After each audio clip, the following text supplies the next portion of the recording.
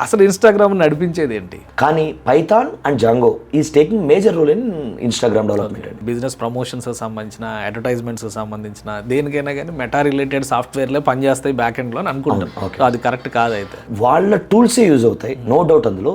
కానీ వాటికి కోర్ ఆ టూల్స్ని డెవలప్ చేయడానికి కూడా.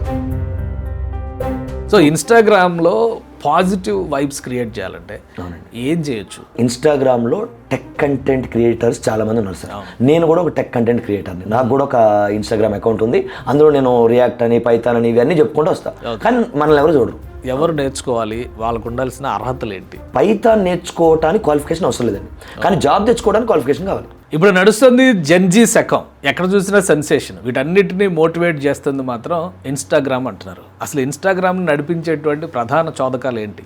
ఇన్స్టాగ్రామ్ బ్యాక్ ఎండ్లో ఎందుకంటే text, pictures, at the same time videos, ఈ మూడింటి కాంబినేషన్తో ఇది యూత్ సెన్సేషన్. సోషల్ మీడియా అంటేనే ఇన్స్టాగ్రామ్ అనేటువంటి స్థితికి వెళ్ళింది. ఒకప్పుడు ఫేస్బుక్ ఇవన్నీ గొప్పగా కనబడాయి, ఆర్కుట్ లాంటివి అడ్రస్ లేకుండా పోయింది. ఈ ఇన్స్టాగ్రామ్ సెన్సేషన్ వెనక పనిచేసేటువంటి టెక్నాలజీ ఏంటి తెలుసుకునే ప్రయత్నం చేద్దాం. మనతో పాటు శ్రీనివాసరావు గారు ఉన్నారు, పైథాన్ ఎక్స్పర్ట్, వీక్యూబ్లో ఆయన ప్రతినిధిగా, వీక్యూబ్లో టీచింగ్ ఫ్యాకల్టీగా కూడా ఉన్నారు. సార్ నమస్తే అండి. నమస్తే సార్. సరే, ఇప్పుడున్న పరిస్థితుల్లో సోషల్ మీడియా అంటే ఇన్స్టాగ్రామ్, అవునండి, ఇదే నడుస్తుంది. అవునండి. అది ఏదొచ్చినా కానీ సెలబ్రిటీస్కి అయితే అదొక స్టేటస్ సింబల్ అయిపోయింది. అవును సార్. అసలు ఇన్స్టాగ్రామ్ నడిపించేది ఏంటి? ఓకే సార్, అది అందరికీ ఉన్నటువంటి డౌట్. అదే మల్టిపుల్ డైమెన్షన్స్లో కనిపిస్తుంది. సో మీరు ఏం చెప్తారు టెక్నికల్గా చూసినప్పుడు? సార్ ఇన్స్టాగ్రామ్ సార్ యాక్చువల్గా ఇనీషియల్గా డెవలప్ చేసినప్పుడు పైథాన్ ఫ్రేమ్వర్క్ జాంగోలో డెవలప్ చేశారండి ఇనీషియల్గా వచ్చినప్పుడు. కానీ ఇది బాగా క్లిక్ అయ్యి ఇన్స్టాగ్రామ్ క్లిక్ అయ్యి స్కేల్ అవుతున్న కొద్దీ గ్యారంటీగా మల్టిపుల్ టెక్నాలజీస్ ఇన్వాల్వ్ చేస్తారండి. కానీ Python and Django is taking major role in Instagram development అండి. స్టిల్ ఇప్పటికి కూడా పైథాన్ డెఫినెట్గా పైథాన్ యూజ్ చేస్తారండి. ఎందుకంటే ఇక్కడ మీరు అర్థం చేసుకుంటే, ఇప్పుడు మనం ఇన్స్టాగ్రామ్ని మీరు కానీ అబ్జర్వ్ చేశారనుకోండి, మనం ఏది మోస్ట్ లైక్ చేస్తాము, నెక్స్ట్ మనకి సజెషన్స్ అన్నీ అవే వస్తాయి, ఆ వీడియోస్ వస్తాయి, ఆ ఫీడే వస్తుంది. సో ఒక రకంగా చెప్పాలంటే ఇన్స్టాగ్రామ్ మనల్ని ఒక సర్కిల్లో మనకి ఏది నచ్చుతుందో దాంట్లోనే ఉంచుతుంది. అది చేయడం కోసం బ్యాక్ ఎండ్లో మళ్ళీ మెషిన్ లెర్నింగ్ మోడల్స్ కావాలి. మళ్ళీ ఏ పిక్చర్లోకి వచ్చేసింది. అంటే జనం అందరికీ ఒక మైండ్ సెట్ ఏంటంటే ఇన్స్టాగ్రామ్ అన్నా, ఫేస్బుక్ అన్నా అంతా ఒక మెటా సర్కిల్లో ఉంటుంది కాబట్టి టోటల్గా meta tools, meta business suits ఏది ఉన్నా కానీ బిజినెస్ ప్రమోషన్స్ సంబంధించిన, అడ్వర్టైజ్మెంట్స్ సంబంధించిన దేనికైనా కానీ మెటా రిలేటెడ్ సాఫ్ట్వేర్లే పనిచేస్తాయి బ్యాక్ ఎండ్లో అని అనుకుంటాను. అది కరెక్ట్ కాదైతే? నో అండి, అంటే ఐ మీన్ వాళ్ళ టూల్సే యూజ్ అవుతాయి, నో డౌట్ అందులో. కానీ వాటికి కోర్ ఆ టూల్స్ని డెవలప్ చేయడానికి కూడా కోర్ లాంగ్వేజ్ కావాలి, డ్రైవింగ్ లాంగ్వేజ్. సో ఎక్కడైనా programming language, databases they are remain common అండి. సో అక్కడ నుంచి టూల్స్ డెవలప్ చేసి ఆ టూల్స్ని they are using for making different things. ఖాళీగా ఇట్లా కూర్చొని రీల్స్ చూసుకుంటూ ఉంటాం, అంటే రీల్స్ చేసుకుంటూ ఉంటాం, ఇదే పని అని యూత్ ఫీల్ అవుతున్నారు.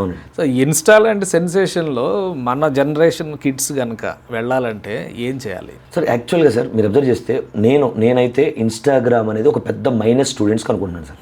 ఎందుకంటే స్టూడెంట్స్ వాళ్ళ టైంని, మెజారిటీ టైంని ఇన్స్టాగ్రామ్ రీల్స్లోనే వేస్ట్ చేస్తున్నారు సార్.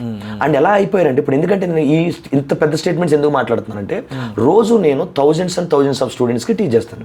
సో నేను అర్థం చేసుకున్నది, పిల్లలు మెజారిటీ టైం ఇన్స్టాగ్రామ్లో వేస్ట్ చేస్తున్నారు. సరే టైం వేస్ట్ చేస్తారనుకుందాం, కానీ అది జెన్జీ రెవల్యూషన్. ఈరోజు దేశాలను మార్చేస్తున్నాం. శ్రీలంకలో ఏం జరిగింది, బంగ్లాదేశ్లో ఏం జరిగింది, నేపాల్లో ఏం జరిగింది, నిన్నగాక మొన్న ఇండియాలో ఏం జరిగింది, కాక్రోచ్లు ఏ విధంగా విజృంభించి ఇవన్నీ మాట్లాడుతున్నాడు. అంత పొలిటికల్ యాంగిల్.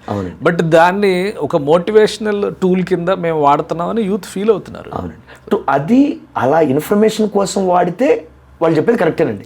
ఎడిక్షన్ అయితే సో ఎంతమంది, మీరు ప్రతి ఇన్స్టాగ్రామ్ యూజ్ చేసే వాళ్ళు అందరూ ఆలోచించాలండి, ఎంతమంది ఇన్స్టాగ్రామ్ని ఇన్ఫర్మేషన్ కోసం వాడుతున్నాం, లేదా మనం టైం వేస్ట్ చేసుకోవడానికి వాడుతున్నాం. సో ఇప్పుడు రేపొద్దున మనం ఏదైనా చదవాలి, ఏదైనా నేర్చుకోవాలంటే వెంటనే పిల్లలకు తలనొప్పి వచ్చేస్తుంది, కాన్సన్ట్రేట్ చేయలేకపోతున్నారు.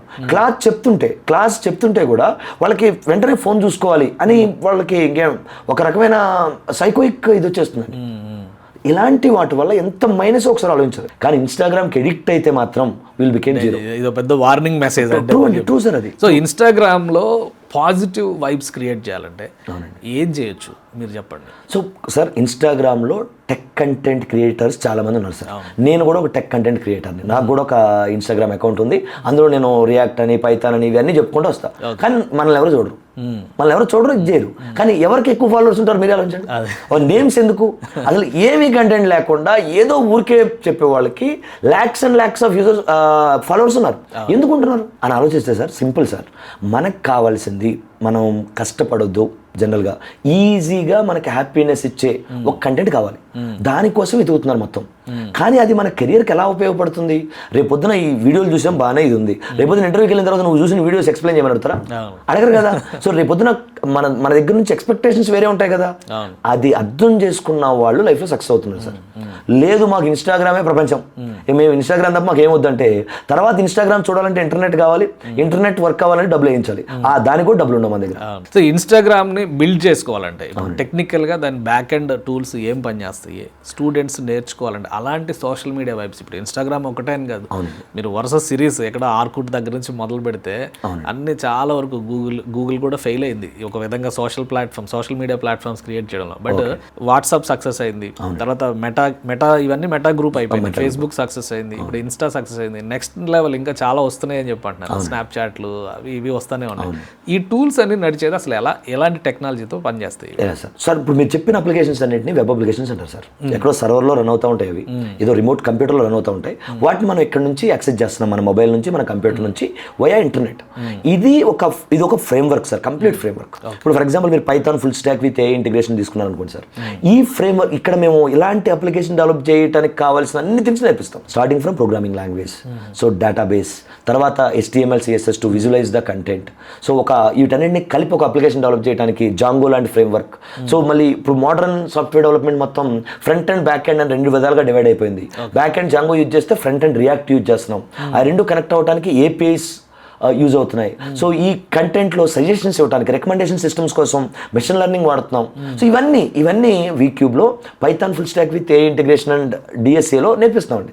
సో ఈ కంటెంట్ నేర్చుకుంటే మనం ఏ అప్లికేషన్ అయినా డెవలప్ చేయొచ్చు. అమెజాన్ లాంటి ఈకామర్స్ అప్లికేషన్ డెవలప్ చేయొచ్చు. మీరు చెప్పినట్టు సోషల్ మీడియాలో ఏ అప్లికేషన్ తీసుకున్నా సరే ఇమేజెస్, వీడియోస్తో డీల్ చేయడం చాలా ఈజీ అండి. సో అంటే దాని బ్యాక్ ఎండ్ వర్క్ సిస్టమ్ అంతా, వర్క్ ఫ్లో అంతా ఒకేలా ఉంటుందండి. ఒక్కసారి ఆ లైన్ అర్థం చేసుకుంటే ప్రొసీడ్.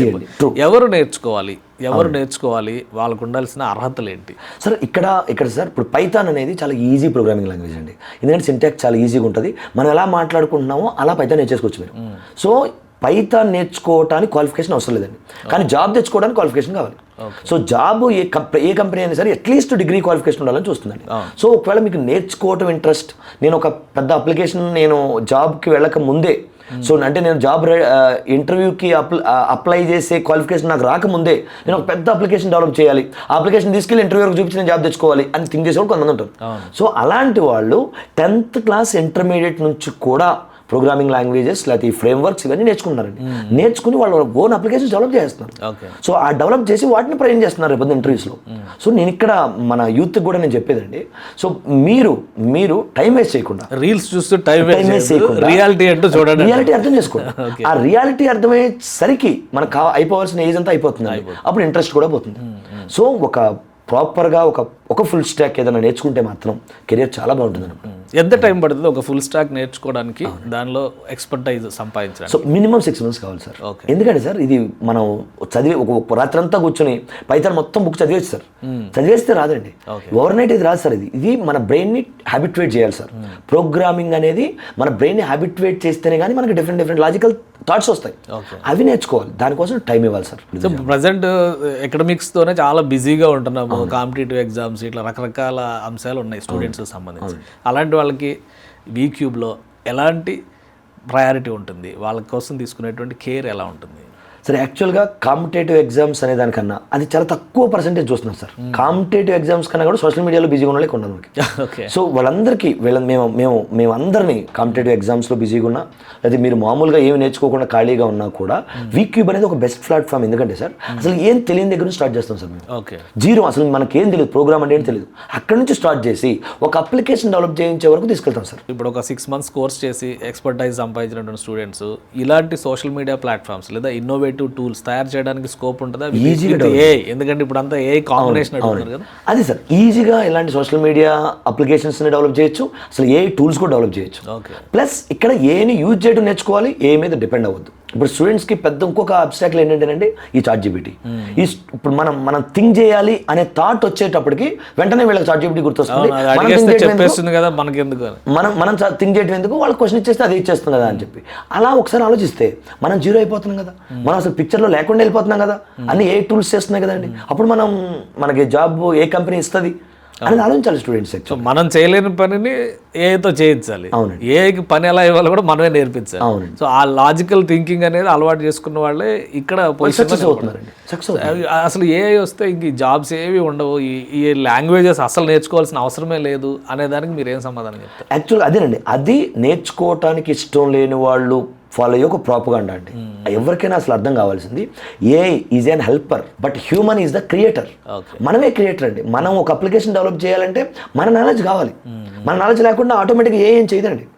అది అర్థం చేసుకోవట్లేదు చాలా మంది. ఏఐ ఉంది కదా అంటే అసలు ఒక చిన్న ఎగ్జాంపుల్ సార్, ఇంటర్వ్యూకి వెళ్ళారు, ఒక స్టూడెంట్ ఇంటర్వ్యూకి వెళ్ళాడు, ఒక క్వశ్చన్ అడిగాడు. ఇంటర్వ్యూయర్ ఏమడిగాడంటే ఒక ప్రోగ్రామ్ రాసి చూపించు అని అడిగాడు.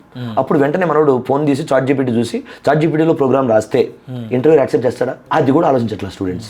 ఏ కావాలి కానీ ఏని యూజ్ చేసి మన ఓన్ నాలెడ్జ్తో అప్లికేషన్ డెవలప్ చేసే నాలెడ్జ్ నీకు కావాలి. అంతేగాని ఏ మీద డిపెండ్ అయినప్పుడు మనం అవసరం లేదండి మార్కెట్కి. ఇప్పుడు ఏ మీద డిపెండ్ అయ్యి మనం ఏ నుంచి కాపీ పేస్ట్ చేస్తున్నాం అనుకోండి, ఆ కాపీ పేస్ట్ చేయడానికి కూడా ఇంకో ప్రోగ్రామ్ రాసి అయిపోతుంది ప్రోగ్రామ్ అయితే. దానికి మనకు సాలరీ ఇవ్వాల్సిన అవసరం లేదు. Simple logic sir.